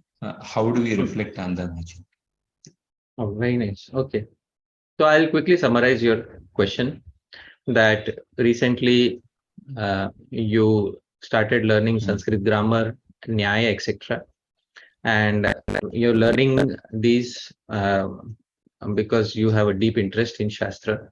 Sometimes these individuals who are teaching are dharmic people, they're religious people, but they may be from other schools of thought. Some of them may be impersonalists, but you found that they are not charging anything. Actually, that's a very good sign of a teacher, that they usually don't expect anything from the disciple. They don't expect anything from the student. That's a very good teacher actually. And when you find such a teacher, we should not take advantage of that teacher. We should give something. We should give something, because actually we should, such a teacher, when we find such a teacher, if we don't reciprocate, it is actually kritagnata. Kritagnata means it is actually ingratitude. So we should not become ungrateful to a person who has taught us. In my childhood also, the person who taught me Sanskrit grammar was not exactly a Vaishnava. He was from the impersonal school of thought. And but he never charged anything upfront, but it was ensured that he was sufficiently paid. Basically, my father ensured that he was given sufficiently. So all these, just because they don't ask for something doesn't mean that we should not give. But expectation from you is less because you are in the brahmachari ashram. So expectation from you is very less, and that what can you give? So not much is expected from you because you don't earn much. So in your situation, the expectation is not so much. But you can, whatever you have gotten from others, you can try to give them. But please don't, whatever good things you learned from them, please make sure that you reciprocate with them. Because that is Vedic culture. Dadati pratigrinati. If we received something from somebody, we should not be ungrateful. We should give something back to them. So that is what I would say. And in the devotee community, now we charge for some of these highest scriptures like Srimad Bhagavatam, etc. Now the thing is, Srila Prabhupada often used to say that if we keep things for free, then people will not value it. That's what Srila Prabhupada used to say. Now what I have seen is there are two types of people who value a course after paying money for it, and people who value a course because they are very serious students of Srimad Bhagavatam. And Srila Prabhupada knew that many candidates will be ones who will value the course only after paying money for it. They will complete and finish the course only after they pay money for it. Therefore, sometimes he set such standards for courses. Of course, it should not be so exorbitant that a devotee is not able to pay. So devotee society should be like when it was in Chaitanya Mahaprabhu's time, when somebody could not afford traveling to Jagannath Puri from Navadvip. So Sri Shivanand Sen used to sponsor those devotees who could not travel. So there should be somebody who should sponsor devotees who cannot pay. So something like this should be there. Otherwise, the best thing is, because since you are also a teacher, Radhika Prabhu, the best thing is to teach for free without any expectations. Right?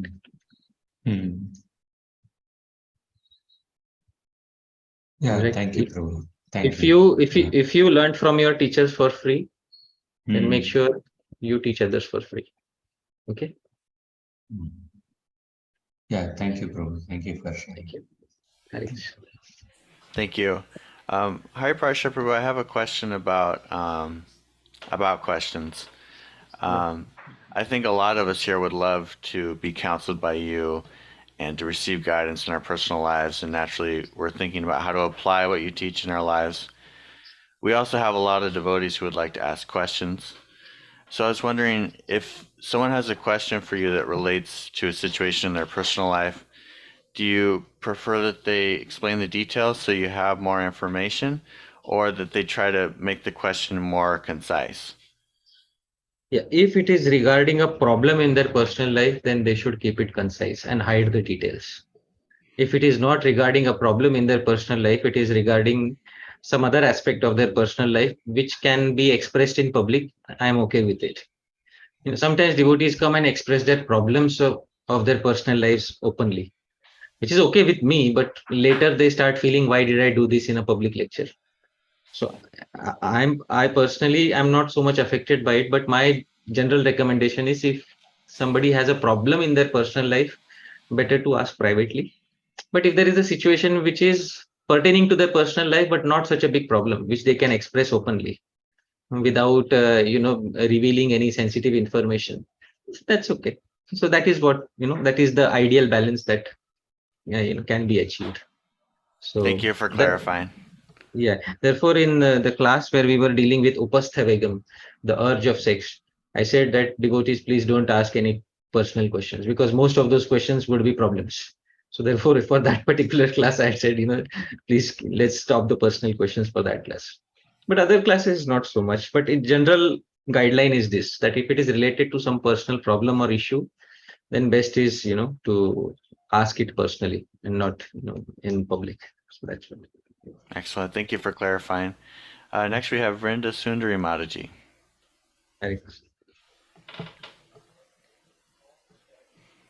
Yeah, just a minute. I'll ask her to unmute. Yeah.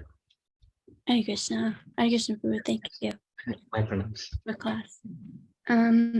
So I'm meditating on the class today, and these are instructions.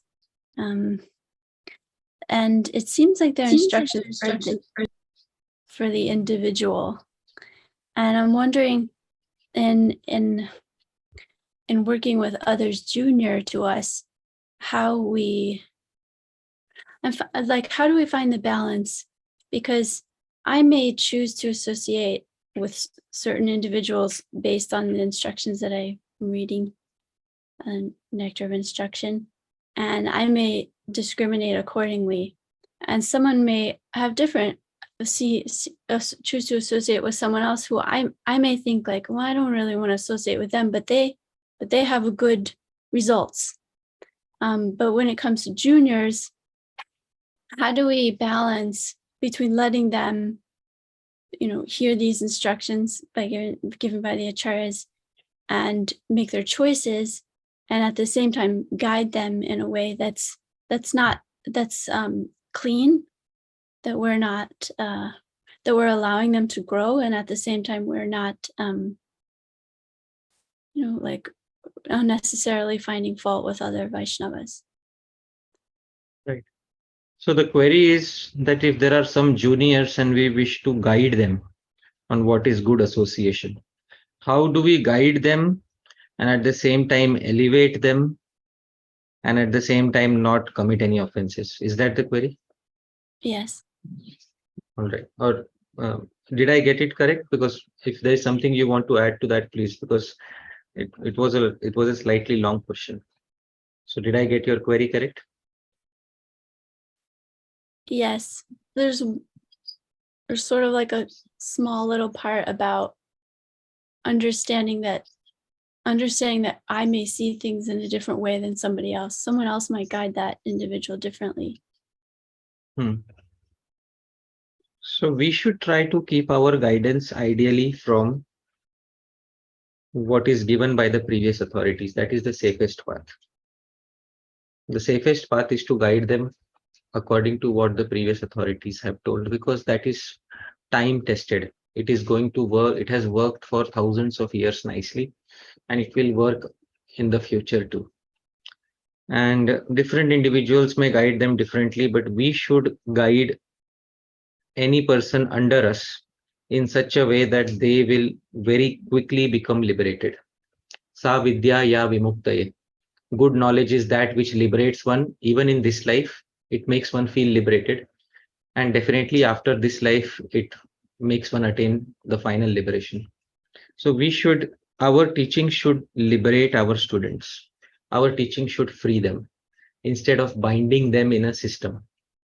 So if our teachings are aimed at that, then we are a good teacher. Teachers who bind their students in systems eventually are putting a handicap on their students. Teachers have to teach students to think. Ultimately, they have to grow their wings, and there will be pains in growing up. That's a part of growing up.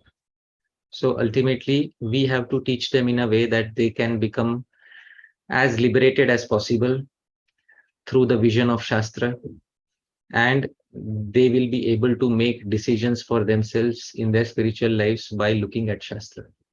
That is the best line of guidance that we can give to a certain devotee, not only immediately, but in the ultimate run. Because I know when I was a new devotee, there were many individuals who were guiding me, but they were guiding me according to their own thought process, what they thought was right for me. But after many painful years, I realized that this was not right for me. So many painful years I realized. So there was one individual who used to guide me by saying that, see, you should become a full-time devotee and never think about entering the grihastha ashram. And for many years I carried that conception. And for many years I could have gained good knowledge of the grihastha ashram, how to become a grihastha. But all that knowledge I had to gain after I entered into grihastha ashram. So, this was because somebody planted their conceptions of renunciation in me when I was a new devotee. Instead, they should have opened all the doors for me. They should have showed me all the various options. They should have told me, see, that's what Krishna did with Arjun. Krishna could have guided Arjuna simply by saying Bhakti Yoga, chapter 1, Bhakti Yoga, chapter 2, Bhakti Yoga, chapter 3, Bhakti Yoga, chapter 4, Bhakti Yoga, chapter 5, Bhakti Yoga, chapter 18, Bhakti Yoga. Krishna shows so many gates to Arjun. Arjun says, why are you confusing me, Krishna? Why are you confusing me? In the 3rd chapter, Arjun says, and Krishna says, well, these are for different candidates. I'm just showing you the various paths. At the end of the Bhagavad Gita, Krishna says, Yatha ichhasi tatha kuru. Arjun, I free you from all obligations. Do as you please to do. That's the ideal teacher. And, no matter what, thousands of people may have their opinions about what is good teaching. Good teachers are right there in the Shastra. They're right there in front of us. So if we are willing to become good teachers and good seniors, we will liberate those people who are under us. That person should become a teacher who has the capability to liberate his dependent. That is in the 5th canto of Srimad Bhagavatam. So we should learn what is the proper line of thought according to Shastra, and we should teach others so that they can become liberated. So that is, I hope this satisfies your query. But if there's something which is remaining to be satisfied, then maybe you can ask in a message or something like that. Thank you. Hare Krishna. Next we have Tushta Krishna Prabhu.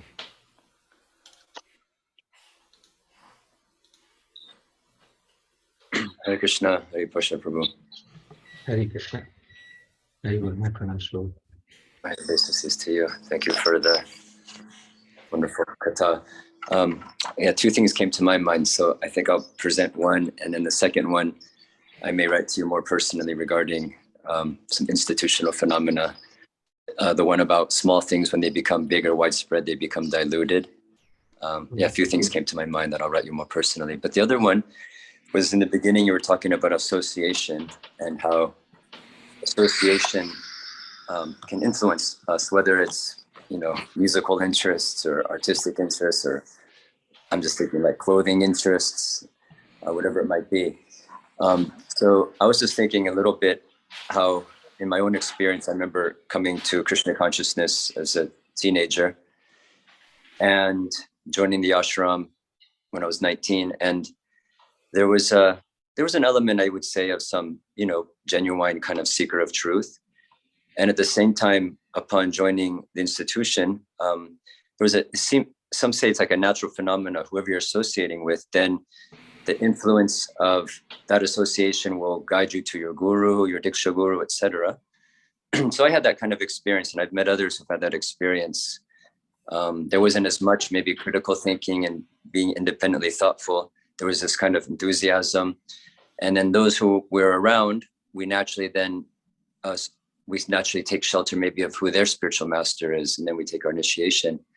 And then the phenomena of a few years later, what I see that happens with myself and others is some years later, one starts to experience more clarity and more of a, I would say, maybe authenticity in relationships with some particular shiksha gurus that one starts to associate with, serve with regularly, receive teachings from, serve in their association, and they become very prominent. So, we understand shiksha guru and diksha guru are equally respected.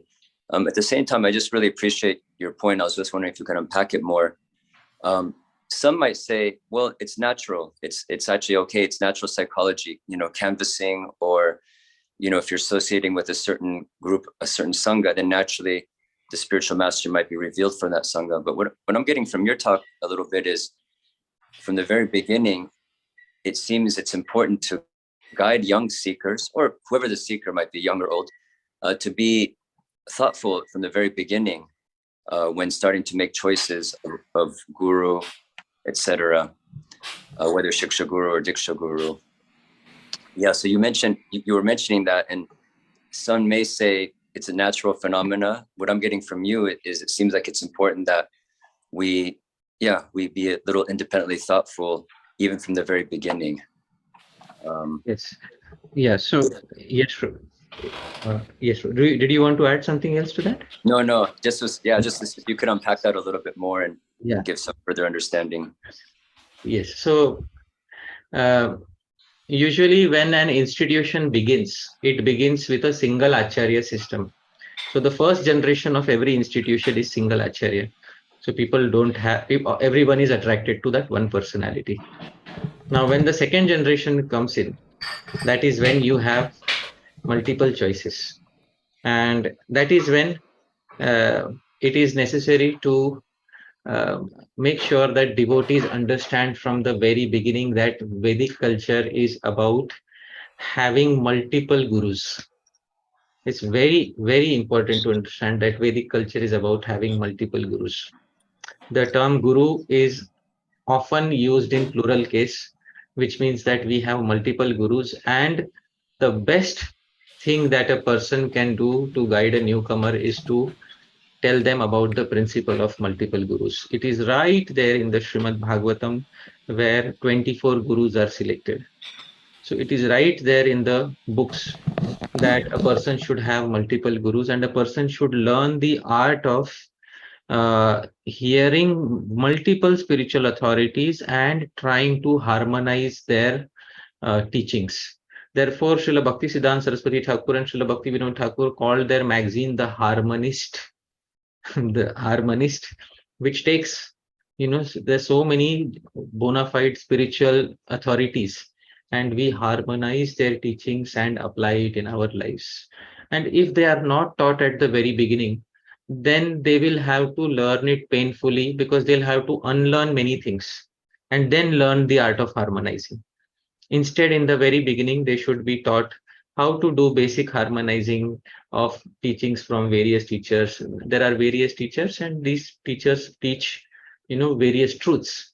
There's also a verse in the Srimad Bhagavatam, which I often point out to. And this verse is very nice because I often quote this verse. This is from the 11th canto of Srimad Bhagavatam. This is 9th chapter, verse number 31. And the verse says, Nahi ekasmad guror jnanam susthiram syat supushkalam.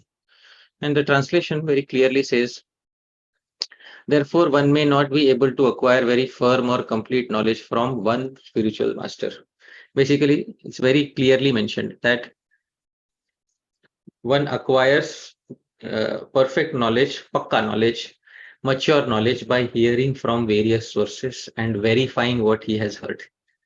So it's very important to hear from multiple sources. Very important to hear. I'll just say one thing. Suppose we have only one edition of a particular book from which we study. A student studies from one edition of a book, and another student studies from 3 editions or 3 different authors of the same book. We can expect more maturity, a maturity of understanding from the student who has studied from 3 different books and has the capability to harmonize them. So therefore, from the very beginning, we should teach the culture of harmonization. And this is a very good culture to teach the newcomers. Instead, what sometimes we do is sometimes we restrict them to a little box and say, this is your spiritual life. And you don't need to do anything more than this. And then what happens is that person grows up thinking, the box remains fixed and the person is growing in size. So day after day, he feels more uncomfortable. He wants to break out of the box, but he can't break because his first Shiksha Guru told him that, this is all you need. So in the very beginning, we have clipped their wings. So that is what happens. Then they are unable to grow up. Then they go through a painful experience of breaking through the box and they lose faith in us. Then they learn the hard way that, oh no, actually I should have had multiple gurus from the very beginning. And so that is why make them go through that pain, liberate them in the very beginning. So that is my answer to your query. I hope it satisfies your query to some extent. Yeah, thank you, Prabhu. Thank you. Appreciate it. Hare Krishna. Next we have Omkar Prabhu. Hare Krishna, Prabhuji, Dana Pranam. Prabhuji, today's point was regarding jana sangah. It was like avoiding materialistic association for us. But my question was, when we are associating with a sadhu, now naturally we are junior to him. So we may have our own faults due to our swabhava and many other points. So sometimes it may happen that we may in a way become jana sangha for the sadhu himself, or Yeah. to put it in a mess for the sadhu himself. So what should be the way in which we should learn, or you can say study with the Gurujanas? What should be the ideal way a student should, so that he cannot disturb his Gurujanas? Because the point is, obviously, he's not going to be 100% with any one of his Gurujanas. Everyone has his own life. He himself Right. also. Right. So, how should a student behave that he doesn't become bad association for the Guru? Right? Basically, that is the query. And the answer is that usually the Guru, doesn't associate with a disciple so much if the disciple is a source of problems. But if a particular disciple feels that, he's disturbing the Guru too much or becoming too much of a distraction for the Guru, then the disciple can themselves take a slight backseat and spend more time in swadhyay, self-study. So a disciple should also have time for self-study. It's very important to have self-study. Sometimes what some individuals do is they think that all my doubts will be solved only by the sadhu. I will not do any homework. So this is also incorrect. One should also learn through one's own self-study. Also, there is a verse in the Mahabharata, a very nice verse in the Mahabharata. I have quoted this sometimes. One fourth of knowledge is gained from the Guru. 1/4 of knowledge is gained by studying with students, other co-students. 1/4 of the knowledge is gained by one's personal self-study. And 1/4 of the knowledge is gained simply by a passage of time. So these are four types of four ways in which knowledge is acquired. I will paste this verse in the comment section here, or I will show it on the screen so that devotees who are watching the video later are able to see it. I will share my screen. This is from Shri Nilkant's commentary to Mahabharata. So this is Nilkant Mahabharat Udyog Parv, and it says Kalena Padam Labhate Tathartham Tatascha Padam Guru Yogatascha Utsaha Yogena Padam Richet Shastrena Padam Chatato Viyat. The brahmachari attains a quarter of the meaning of the Vedas by passage of time, 1/4 by staying with the Guru, 1/4 by his own enthusiasm, and 1/4 by mutual discussion with others. So it's the duty of the student to spend 3/4 of the time away from the Guru through learning through other means. Instead, what some people do is they spend 3/4 of the time with Guru and then no time for digesting anything. So they just collect a lot of things from the Guru, and then they don't sit back and try to do manan nididhyasan, deep contemplation upon what they have. So finally, although the Guru has told us, finally we have to digest it and internalize it. Otherwise, it becomes a load on our head. So if we don't give quality time to ourselves, then obviously, we will spend more time with the Guru, and then, we may become a source of distraction. So good solution is to spend 3/4 of the times in our own self-study with other students, etc. So I hope that resolves the query to some degree of satisfaction. yes, Roji. And if you may please, I have a second question. It's a small question, if I could. All right. So what we can do is, let's go in a circle and then come back at the end. All right. Yes, sir. So Yes, sir. we'll make you sit on the giant wheel, and you go all the way around and come back after one round, Prabhu. Okay. Yes, sir. Okay. All right. Next, Prabhu. Who is next? Dhāmeśvara, Prabhu. Yes, Prabhuji. Thank you, Prabhuji. Do we have time for one more question? Shastra Sara Prada Prabhu. Hare Krishna Prabhu. Lord Pranam. Prabhu, I had a quick question regarding the first category of jana sangah, the atheist. And oftentimes I've noticed that many people are there, even within the devotee community, that pose really hard questions, and they're very interesting, but at the same time, it's seen as, if such association is avoided, it is seen that, at least to them, it is seen that, maybe this sampradaya siddhanta is not able to hold, and thereby they're simply avoiding the question. Although there are many arguments that can be given that can easily refute it. So there's a great urge to go and destroy these arguments. But at the same time, Prabhu, there's this thing about not associating with them. So it seems like it's a very, very fine line, and I was hoping you could say a little bit more on that. Because also previously, Prabhu, you mentioned in a previous class, asuyakaya and rajaveyataya, regarding those who are eligible for getting knowledge.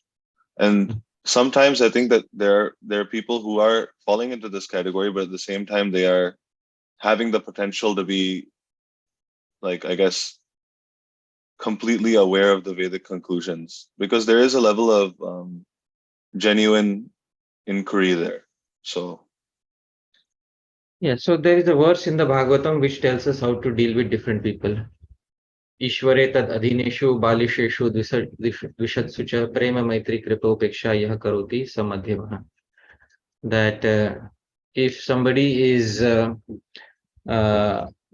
basically somebody is innocent, but they have fallen into some other philosophy, then we can definitely try and have a conversation with them. But somebody is dvishatsu, then one should definitely try to avoid them. So this is in 11.2.46, which describes the Madhyam Adhikari, that Ishware tad adhineshu balisheshu dvishatsu cha prema maitri kripopeksha yah karoti samadhyamaha. That intermediate second class devotee offers his love to the Supreme Lord, is sincere friend to all devotees. He shows mercy to ignorant people who are innocent. So this is the category. And he disregards those who are clearly envious. So this is where the distinction can be made. If there's somebody who is having an ignorant philosophy in life, but not out of malice, but out of general innocence, well, that's okay. We can speak to them. But somebody is clearly envious, they should be avoided. That is the answer to your query. okay, Prabhu, thank you. Thank you. Okay, Prabhu. Okay, we've reached time now. All right. Were there any other queries, or what? There are I think, about Prabhu, 3 you or had 4 more. Okay, so what should we do? We should pause here. I think we should pause until next week, but you're ultimately in charge here. So if you want to continue, we'll do that. Okay, if there are 2 or 3 queries, maybe if you have to go, Prabhu, then maybe I can keep answering 2 or 3 queries, and if only 2 or 3 more. And but if you're getting late for work or something, maybe. So do let me know. Happy to do that. Yeah. So we have 2 hands up. First from, Yeah. we also had a question from, okay, there he is. And he actually messaged first. So, Dhananjaya Tiwari. Yeah. Hare Krishna Prabhuji, Dhanavad Pranam. My question was around how did how did Sri Prahlad Maharaj or Vibhishan manage to remain unaffected while staying within the kingdom of Asuras? So, while they were staying there, how they remain unaffected? How did they remain unaffected? They remained unaffected because of their constant Krishna Smaran. Prahlad is the Acharya of Smaran, constant remembrance of Bhagavan. And Vibhishan was also very deeply engaged in Smaran. So Smaran is something which takes you till the point of Samadhi, where you stop perceiving the world outside you. So if Smaran is perfected, then one is least affected by what is happening outside. So you might have heard the pastime of Mandavya Muni, who was in Samadhi, so much in Samadhi that he did not realize that he was pierced by a spear. So that is the capability of Samadhi. It makes you oblivious to the world outside.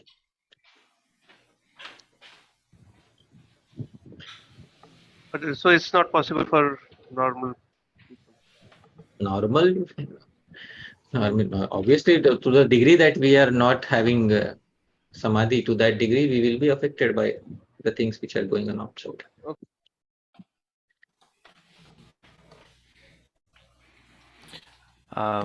I hope I'm saying this right. Rushali. Hare Krishna Prabhuji. Hare Krishna Vrushali Mataji, my pranams. I hope you're doing Pranam, good. I hope you and your family are doing good too. I hope I'm audible. Yes, yes.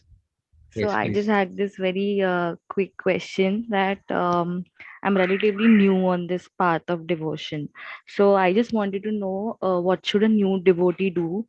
Like if there is constant comparison with others in devotion, like should a new devotee take it positively and do everything that the other devotees are doing, or should just trust one path? No, That's my there is, the thing is, comparisons are good when they inspire us and when they are healthy. Those comparisons are good. When comparisons feed envy and when comparisons feed self-disgust, when comparisons lead to all those things, then they are unfavorable for bhakti. The general right-hand rule for bhakti is anukulyasya sankalpah pratikulyasya varjanam. Accept what is favorable, reject what is not favorable.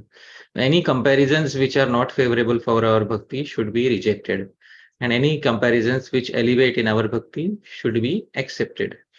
In general, every devotee's path is going to be different within bhakti because they have different natures.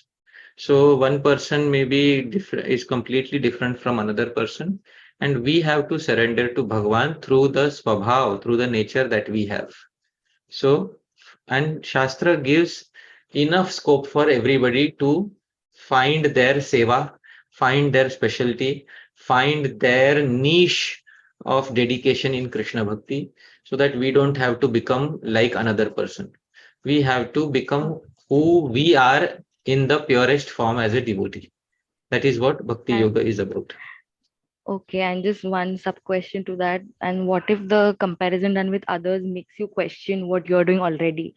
Like, for example, if I like reading and somebody else is, or I am being compared with somebody who is good at probably singing or listening to katha. So, is it natural for me to question the fact that I like to read more? No, definitely not. The answer to this is given in the Bhakti Rasamrit Sindhu. Bhakti Rasamrit Sindhu is the standard manual for devotional service. Now, I will not point the exact verse right now because I just want to make it simple for you. Bhakti Rasamrit Sindhu says some devotees are ekanga bhaktas. They are specialized in one limb. Some devotees are anekanga bhaktas. They are specialized in many limbs of bhakti. Both are good devotees, very nice devotees. If you are specialized in one limb of bhakti, very nice. All glories to you. But specialize at least in one limb. At least one limb we should specialize in. And some devotees are specialized in many limbs. They're good kirtan, good katha, good this, good everything. Very nice. But if we are specialized even in one limb, that is also very nice. But we should note that Sri Rupa Goswami also says no matter which limb we are specialized in, we should supplement it with kirtan. We supplement it with chanting Hare Krishna audibly in this age of Kali Yuga. So we should specialize at least in one limb of bhakti, and we should supplement that with our regular performance of kirtan. That is recommended for somebody who is new, and absolutely no need to compare with others because we are not like others. Observe the nature outside. Vrishali Mataji, are two trees exactly the same or different? Different, obviously. Are two branches on the same tree exactly the same or different? Different. Are two flowers on the same branch of the tree exactly the same or different? Different. Are two petals on the same flower exactly the same or different? Different. So can you just So, tell me very shortly how to just tackle these kind of comparisons, because that affects a newcomer? Like a senior devotee might not get affected by this, but a newcomer really does.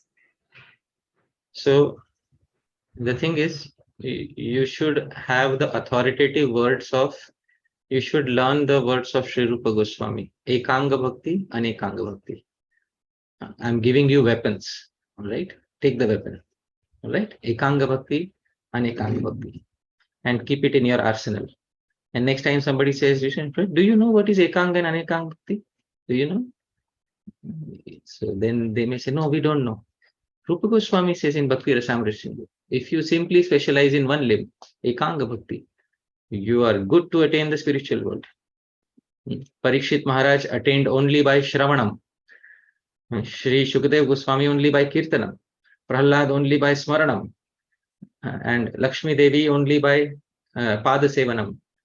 So many devotees, 9 devotees for 9 processes. There is a verse which I'll send separately.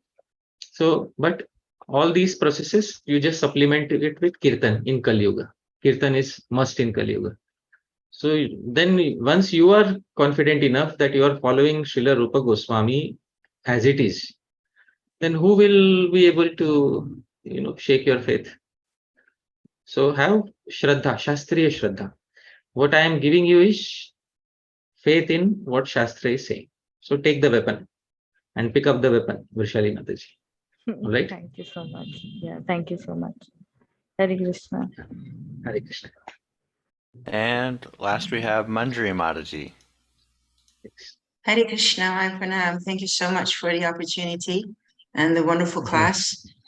This was the second time I heard from you quoting the verse from the 11th canto that therefore one may not be able to acquire very firm or complete knowledge from one spiritual master. And when I heard it the first time, I was looking at the commentary, and it's hard for me to understand the emphasis there, because even for my personal spiritual life, it's obvious that I learn from different individuals. And there is the statement, Sakala Vaishnava Eva Guravaha, so we have many gurus.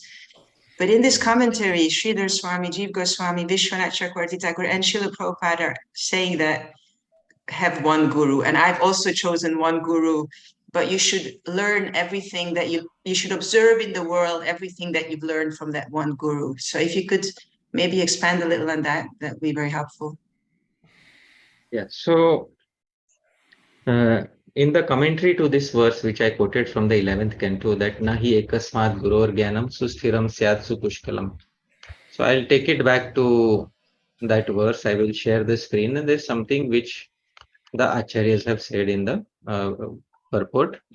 Acharya says, Sridhar Swami comments, the statement that one requires many spiritual masters certainly needs an explanation. Since practically all great saintly people of the past did not take shelter of many spiritual masters, but rather accepted one. So the words Giyate Bahudarshibi, the absolute truth is glorified in many ways by the sages, indicate the, all right, that's okay. Basically, finally, when it comes to Srila Jiva Goswami, it is commonly understood that one is to accept a single spiritual master.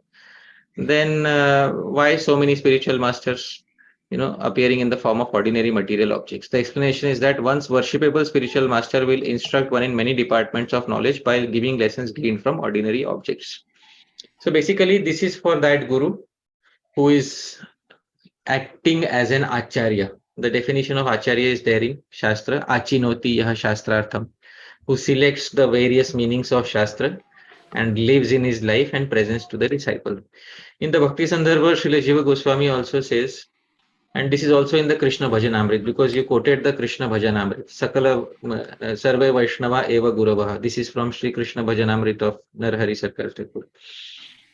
Ahead in that same Krishna Bhajanamrit, it is written that if somebody brings something else from another guru, then one should present that to one's Diksha Guru.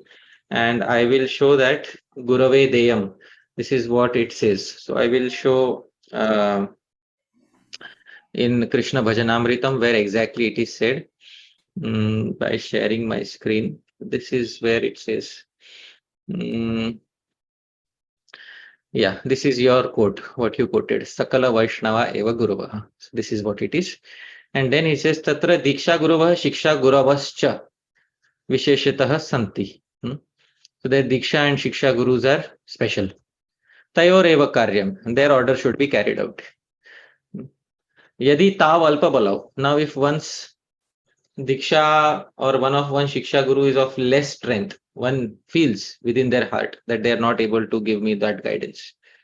Tathapi, then still, Anya Mahatam Mukhat, then from other great souls, Shiksha Vishesham Gyatvapi, then you take some special type of Shiksha. Gurave Deyam, bring it back to the Guru. And Tadeva Gurushu Pataniyam, and hear that same conclusion, hear what your Guru says about those same conclusions. Now tu Gurav Hela Kartavya, don't disregard your Guru just because sometimes the Guru is not able to guide sufficiently. So this Yatha Sneha Bhajana Putro, like a loving son, Artho Parjanam Pitre Datva, Prarthecha Swayam Bhukte, brings whatever he has earned for his father first, when the father becomes old and is unable to feed the son. So the son brings something for the father and then he eats. Similarly, bring something back to the Guru if you are learning something from another person. So very simple. This is in line with what Jiva Goswami will also say in Bhakti Sandar. Shri Jiva Goswami will also say in Bhakti Sandar that if you are hearing from others, Apara Mahatam, then you bring it. Those sadhus should be, he says, of similar mood, Saman Vasana, as your Diksha Guru, Shiksha Guru. Basically, your most prominent Guru is basically Diksha Guru. So they should be of Saman Vasana as them. So there is no contradiction in this. Absolutely no contradiction. When we say that we should hear from multiple authorities, so Jiva Goswami says as soon as one accepts a new Diksha Guru, automatically one rejects one's previous Diksha Guru. That is implied. But we are not accepting a new Diksha Guru. We are accepting a person as a Shiksha Guru because our life was really revolutionized by their teachings. That person, our heart is shouting out, this person is my Guru. This person is my Guru. Our heart is shouting out and we can't suppress it anymore. So we should accept teachings from that person and then we should bring back those teachings. And if our Guru says, no, these teachings are not correct, then we should not immediately reject the first person. Sometimes devotees have a tendency to immediately reject somebody. So don't immediately reject anybody, don't immediately accept somebody. So if our Diksha Guru says that, no, this is not correct, don't do this. So we still continue to hear from that person, but we accept what our Diksha Guru tells us to do. Respect for everybody, because that other sadhu is also giving us time. But finally, listening to our most dearmost gurus. That is what we should do. Right? Thank you. Thank you so much, Prabhuji, for your generosity with your time, asking everyone's questions. It's so wonderful to hear from you. Thank you to all the devotees for your questions. And I'll invite everyone to unmute and give a big thank you to Hari Pārṣada Prabhu. Okay. Hare Krishna. Thank you so much. very Hare much. Krishna, Hare Krishna, Krishna Krishna, Hare Hare, Hare Rama, Rama, Hare Hare. Hare Krishna. His great Hari Pārṣada Prabhu ki Jai. Jai. Ananta Koti Vaishnav Vrinda ki jai. Thank you. Hare Krishna. Hare Thank you, Krishna. Prabhu. I'll log off. Okay. Hare Krishna.